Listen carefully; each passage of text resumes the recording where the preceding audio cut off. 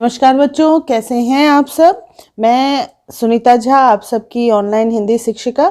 बच्चों, आज हम लोग फिर से नवीन पल्लव पाठ्य पुस्तक भाग 8 के 2 पाठों के प्रश्नोत्तर को देखेंगे, जिसके कि मैंने पहले वीडियो आप लोगों को बता दिया है, एक्सप्लेन आप लोगों को कर दिया है। चैप्टर का नाम है बाल लीला और पाठ संख्या है 11।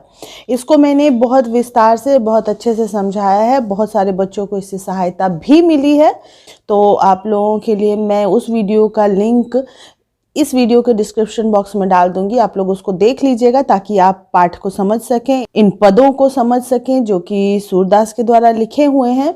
और इसमें 3 पद दिए हुए हैं इस पाठ में। इन तीनों पदों के बारे में बस थोड़ा थोड़ा मैं आपको अभी बता रही हूँ, एक्सप्लेन नहीं करूँगी। इस पाठ में कृष्ण के बाल रूप को ही दिखाया गया है, जो कि सूरदास का बहुत पसंदीदा विषय रहा है। और वो कृष्ण के बाल रूप को अधिक पूजते रहे हैं, मानते रहे हैं। तो पहले पद में उन्होंने कृष्ण के उस बाल रूप को बताया है, पालने में सोते थे। तो माता यशोदा जो है उनको पालने में सुला रही हैं, उनको सुलाने के लिए लोरियां गा रही हैं। सोने के समय जो कृष्ण अपने बाल सुलभ हरकतों से जो मनोरंजक व्यवहार करते हैं, उन सबको उसमें दिखाया गया है कि किस तरह से वो अपनी माँ को ये ठगते हैं कि वो सो चुके हैं, लेकिन जैसे ही माँ फिर लोरी गाना बंद कर देती है तो फिर वो उठ जाते हैं, फिर माँ उनको लोरी सुनाने लगती है। मतलब अपने नाज नखड़े उठवाते हैं श्री कृष्ण।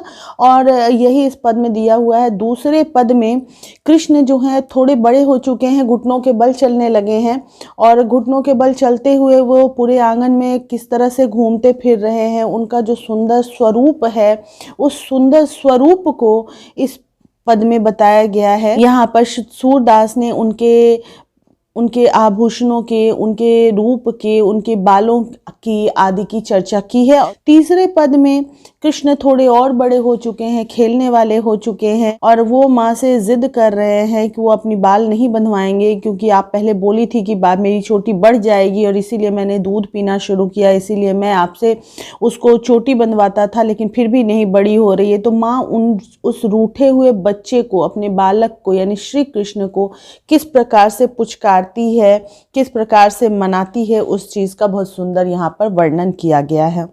बच्चों, इस पाठ को आप देख लीजिएगा वीडियो में, ठीक है। अब चलिए हम लोग शुरू करते हैं इस पाठ के प्रश्नोत्तर को। प्रश्नोत्तर से पहले सबसे पहले जो है वो आप लोग यहाँ पर देखिए शब्दार्थ को।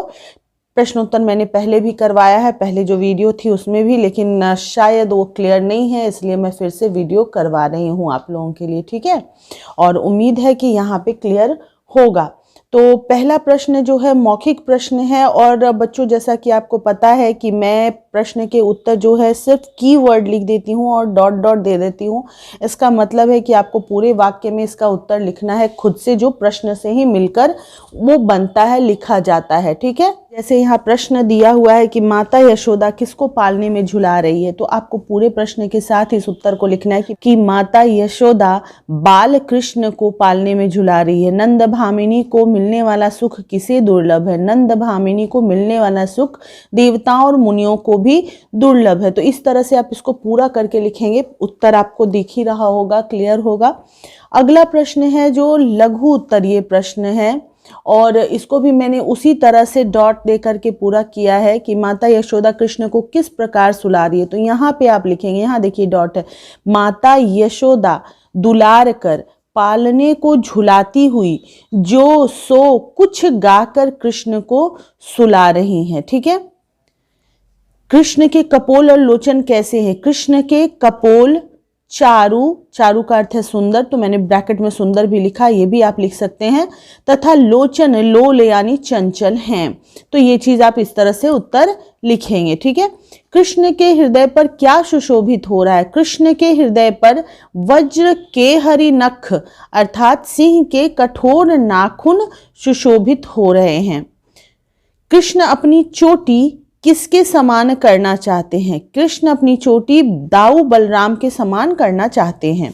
दीर्घ उत्तरीय प्रश्न है यहाँ पर कि माता यशोदा के सुलाने पर कृष्ण क्या कर रहे हैं। तो इसका उत्तर मैंने पूरा लिख दिया है, तो ये देखिए मैं एक बार पढ़ भी दे रही हूँ। कृष्ण माता यशोदा के सुलाने पर कभी पलके बंद कर लेते हैं, कभी निचला होंठ फड़काने लगते हैं, और उसके बाद की लाइन यहाँ पे है, जब यशोदा कृष्ण को सोया हुआ जानकर गाना छोड़ देती हैं तभी वो व्याकुल होकर उठ भी जाते हैं। तो यहाँ तक आपको लिखना है पहले प्रश्न का उत्तर, ठीक है।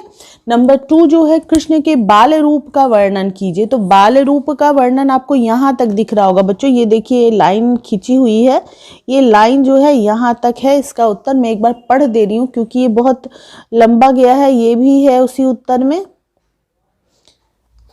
ठीक है। तो मैं एक बार आपके लिए पढ़ दे रही हूँ। पाठ के दूसरे पद के अनुसार कृष्ण अपने एक हाथ में माखन लेकर घुटनों के बल चल रहे हैं। उनके शरीर पर धूल लगी हुई है और चेहरे पर दही। उनके गाल सुंदर और नेत्र चंचल हैं। मस्तक पर गोरोचन तिलक लगा है। उनके घुंघराले बाल मदमस्त भौरों की तरह उनके चेहरे पर लटक रहे हैं। उनके गले में कंठहार और सीने पर सिंह के नाखून शोभा दे रहे हैं। बच्चों अगर आप ये समझ नहीं पा रहे होंगे, देख नहीं पा रहे होंगे पूरा, अगर कहीं पे भी आपको कोई कंफ्यूजन होगा तो मेरे शब्दों को ध्यान में रखिएगा और फिर आप उसको लिख लीजिएगा, ठीक है। मैंने इसीलिए इस चीज को पढ़ भी दिया है, सिर्फ आपकी सुविधा के लिए। अगला प्रश्न है, कृष्ण माता यशोदा से चोटी न बढ़ने की क्या क्या शिकायत कर रहे हैं। कृष्ण कहते हैं कि माँ आपने कहा था कि मैं कच्चा दूध पीऊंगा तो मेरी चोटी दाऊ बलराम की तरह लंबी हो जाएगी। इतने दिन से दूध पी रहा हूं, आप मुझे माखन रोटी भी नहीं देती हैं, आप इसे रोज धोती और संवारती भी हैं, फिर भी मेरी चोटी पहले की तरह ही छोटी है, अभी तक दाऊ के समान बढ़ी नहीं है, ठीक है। अगला प्रश्न है, कृष्ण की बाल लीला का वर्णन अपने शब्दों में कीजिए। कृष्ण एक नटखट बालक हैं। जब माता उन्हें सुलाती हैं तब वो पलकें बंद कर और होठों को फड़काकर सोने का अभिनय करते हैं, लेकिन जैसे ही यशोदा गाना बंद करती है वो बेचैनी दिखाते हुए उठ जाते हैं। ये पहले दोहे में बताया गया है। दूसरे में बताया गया है, कृष्ण दही और माखन पसंद करते हैं और उन्हें अपने चेहरे पर लगाकर घुटनों के बल चलते हैं। उनका शरीर धूल से लिपटा हुआ है, तो ये दूसरे पद में दिया हुआ है। तो इस तरह से उनके तीनों पदों से थोड़ा थोड़ा लेकर के आप इसमें भी लिख सकते हैं कि उनके बाल लीला के बारे में सूरदास ने क्या बताया है, ठीक है। अगला प्रश्न है, सही विकल्प पर सही का निशान लगाइए। तो ये देखिए लगाया हुआ है, यशोदा कृष्ण को कहाँ झुला रही है, पालने में। नंद की भामिनी यशोदा है। कृष्ण के मुख पर दही का लेप है। माता कृष्ण को क्या नहीं देती है, माखन रोटी नहीं देती है। अब दो दो पर्यायवाची शब्द यहाँ पे मैंने लिख दिए हैं आपके लिए, आपको सुविधा हो इसलिए। अब उसके बाद के प्रश्न में आपको तत्सम रूप लिखना है। तत्सम और तद्भव आपको पता है। तत्सम का मतलब होता है वो शब्द, वो रूप जो कि संस्कृत भाषा के हों और हिंदी में भी उसी रूप में प्रयोग किए जाते हों। और यहाँ पे तद्भव रूप लिखे हुए हैं, यानी कि संस्कृत के वे शब्द जो कि हिंदी में तोड़ मरोड़ कर प्रयोग किए जाते हैं। तो जशोदा नहीं होकर यशोदा होगा। कान्हा कृष्ण है, ठीक है। भैया भातृ, भूई भूमि, दूध दुग्ध। इत प्रत्यय लगाकर नए शब्द बनाए गए हैं। यहाँ पे आप देखिए मैंने लिख दिया है सारा। उसके बाद है, कृष्ण के कई नाम हैं, इनके नामों का अर्थ स्पष्ट करना है आपको। यहाँ पे लिखा हुआ है, यानी इसको आप समझ लीजिए कि ये समास से बने हुए समस्त पद हैं, इनको विग्रह करना है। तो गिरिधर गिरि को धारण करने वाला, चक्र पाणी चक्र हो पाणी में जिसके, पीतांबरधारी पीत अंबर धारण करते हैं जो, नंदलाल नंद के लाल, कंसारी कंस का अरी, अरी मतलब शत्रु, ठीक है। तो इस प्रकार आपने यहाँ पे देख ही लिया है कि क्या प्रश्नोत्तर है, किस तरह से आपको करना है। कोई संकोच नहीं होना चाहिए अगर आपको कोई संदेह हो तो।